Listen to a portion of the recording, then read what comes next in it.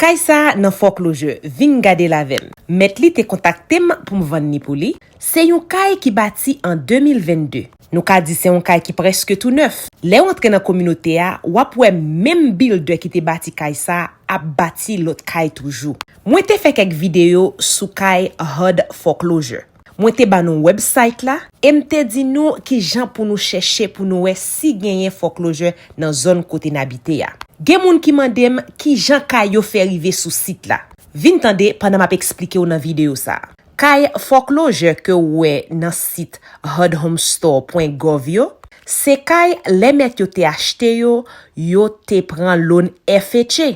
Loan FHA se loan gouvernement. Si moun nan vin rive nan situation kote li pa ka paye kay la, gouvernement a fait tout ça l konnen pou l jwenn l'argent l bak. Depi ou gen 2-3 mois ou pa paye, yo ka komanse processus foreclosure. Kote yo fait préparation avec gouvernement lokal kote kay la ya, pou yo al vendre kay la nan auction.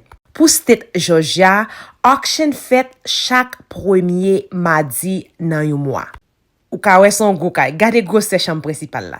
Alors, nan auction nan, gen investeur ki ka vini pou vin achete kay la, ou bien lot moun indépendant, n'importe moun ka achete, depi ou gen cash. Si kay la ale li pa van nan auction nan, kote pa gen yon moun ki te bay yon prix ke bank lan rezerve pou yo te van kay la, bank lan apren kay la bak. C'est kon sa li vini yon foreclosure nan HUD Home Store. Site officiel yo. Et puis, y ap chache yon agent lokal ki pou fè des préparations pou mette kay la sou marché ya. Jusqu'à ce que l van pou yo kapab jwen l'agent yo bak. Comme mwen te di ou, Kaysa gen 2 ans seulement. Li nan yon bel communauté ki nan Hampton. Zone sa ka yon 30 à 35 minutes de ville Atlanta et même distance lan pou aéroport.